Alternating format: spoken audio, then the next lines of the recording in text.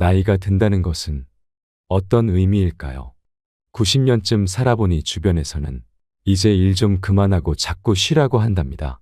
그 나이에 위험하게 어딜 그렇게 다니냐고 잔소리도 많이 듣게 되고 집에만 있으라고 한다고 하는데요. 물론 가족이나 주변 사람들은 걱정돼서 하는 말입니다.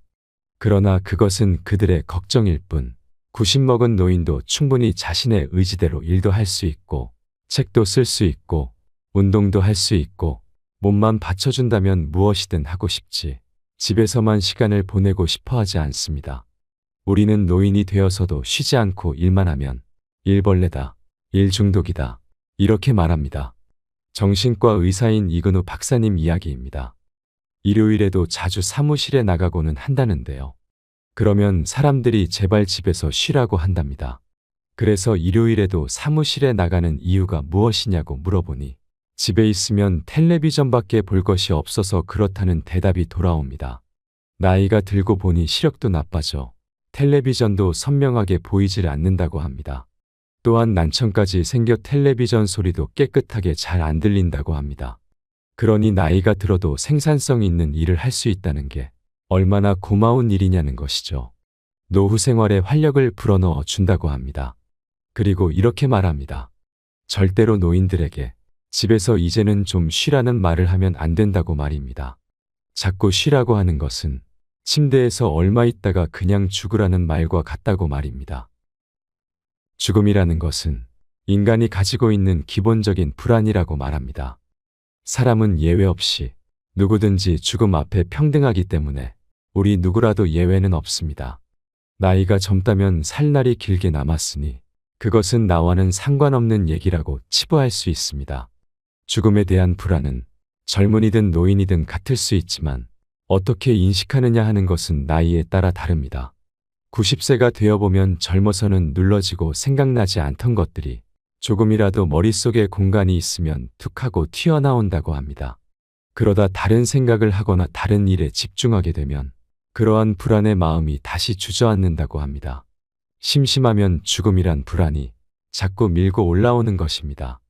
가족분들 중에 노인을 모시고 사시는 분들이 계실 겁니다. 혼자서 걸어 다니시고 활동이 가능하신 경우라면 절대로 집에서 그냥 쉬라는 말씀은 도움이 안 된다고 합니다. 부모님이 지금 자리에 누워 계시다면 앉아보시도록 권하세요. 앉아 계시다면 서 있어 보라고 권하세요. 서 있는 사람은 걸어보라고 권하세요. 걷는 사람은 뛰어보라고 권하세요.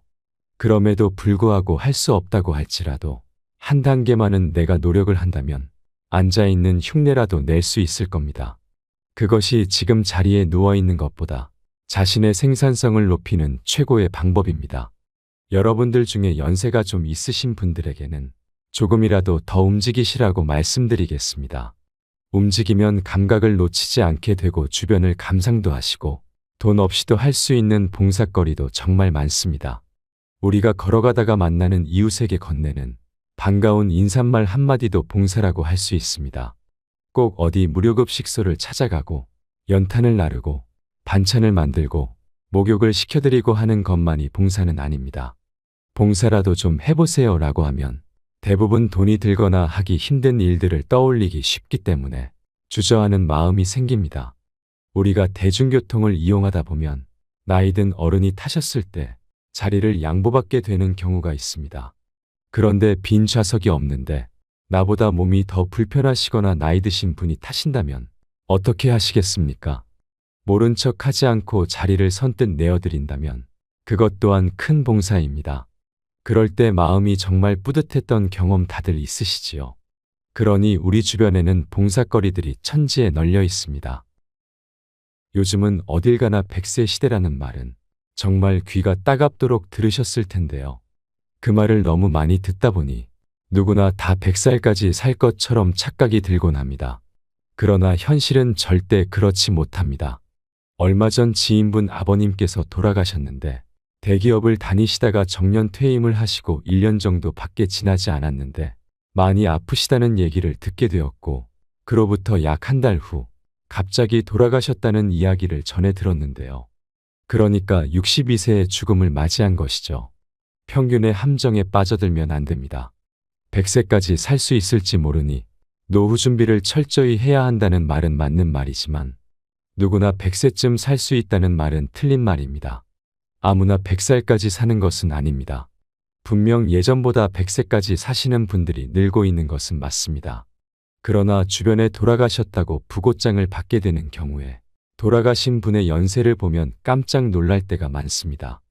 60대나 70대도 생각보다 엄청 많다는 겁니다. 여러분들은 한번 가만히 생각해 보세요. 인생을 살면서 어느 때가 가장 행복하셨나요?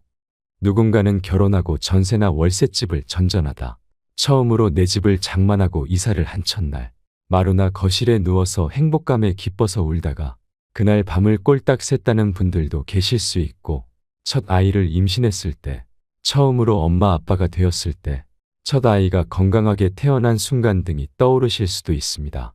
누구나 다 다른 이유로 다른 상황을 떠올리시겠지만 정답이 있는 문제라면 정답은 바로 지금 이 순간입니다. 여러분이 처해 있는 바로 이 순간이 청춘이라고 말할 수 있습니다. 아이고, 내 나이가 몇인데 청춘이란 말인가? 이렇게 생각하시는 분들도 계실 겁니다. 그러나 오늘은 우리가 살아있는 가장 젊은 날입니다. 내일이 되면 오늘은 또 어제가 됩니다. 그러니 살아있는 날 중에 가장 젊은 날인 오늘이 청춘이라는 말입니다. 그러니 자꾸 100세 시대라고 할 때 자꾸 100이라는 숫자만 생각하시지 말고 우리의 생이 마감되는 날이 30살일지 50살일지 100살일지 내가 생을 마감하는 그날을 100살이라고 생각을 해보세요. 이런 말도 있습니다. 10대는 10대여서 좋고 20대는 20대여서 좋고 30대는 30대여서 가장 좋고 연령별로 가장 행복하다고 느낄 수 있는 조건은 따로 있습니다. 각자가 가진 나이대별로 좋은 점은 분명히 있습니다. 그러니까 우리 모두는 지금 이대로 가장 행복한 순간을 만끽할 수 있어야 한다는 겁니다. 젊은 것이 나이 든 것보다 더 좋다. 이것은 틀린 말입니다. 절대 비교할 수 없습니다. 인생을 살아가다 보면 뒤늦게 아쉬움이 몰려올 때가 있습니다. 그때 그랬어야 했는데 이런 생각이 드는 겁니다. 그러한 생각이 드는 대다수는 부모와 자식 관계에서 온다고 합니다. 부모님이 돌아가시고 안 계시니까 그때 그렇게 했더라면 얼마나 좋았을까 하는 생각이 들기도 하고, 부모님이 살아계시더라도 크고 작은 갈등 상황을 어떻게 풀어갈까라든지 하는 것들입니다. 부모와 자식은 피로 맺어진 천륜 관계라고 하지만 사랑하기 때문에 너무 잘 안다고 생각하기 때문에 갈등 상황도 가장 많이 맞닥뜨리게 되는 것 같습니다. 잘 모르는 사람이라면 그냥 헤어지고 안 보고 살면 그만이지만 부모와 자녀 관계는 그럴 수 없으니까요. 혹시라도 사이가 좋지 않아 자주 만나지 않더라도 분명 마음 한구석이 항상 무거운 돌덩이를 얹은 것처럼 불편할 것입니다. 정말 뗄래야 뗄 수 없는 관계이기도 한데요. 여러분들은 자녀로서 또는 부모로서 가장 후회되는 일이 무엇인가요? 호스피스 안병동 환자들에게 살면서 가장 후회되는 일이 무엇이냐고 물었을 때 환자들의 대답은 거의 일치했다고 하는데요. 다시 과거로 돌아갈 수만 있다면 일에 너무 많은 시간을 쓰지 않고 소중한 가족이나 친구들을 위해 더 많은 시간을 쓰겠다고 했다고 합니다. 어떤 이들에겐 공감하지 못할 수도 있겠지만 바라건대 우리 모두 깊이 생각해보는 시간이 되었으면 좋겠습니다.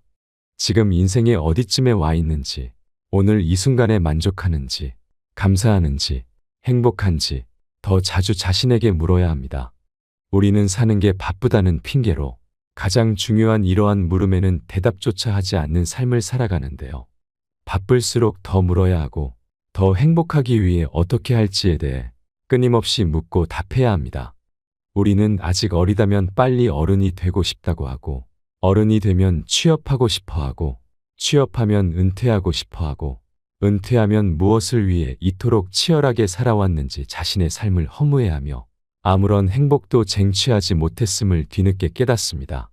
지금 이 순간 우리에게 주어진 소중한 시간들을 헛되이 흘려보내지 마시고 내 생의 가장 젊은 날인 오늘 하루를 더욱 행복한 시간으로 꾸며나가시길 소망하겠습니다. 거창하지는 않더라도 버킷리스트를 한번 써보고 실천해보는 재미를 누려보는 것은 어떨까요?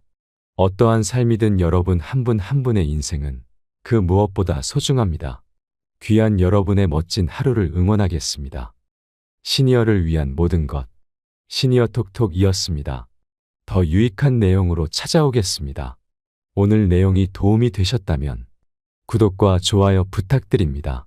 감사합니다.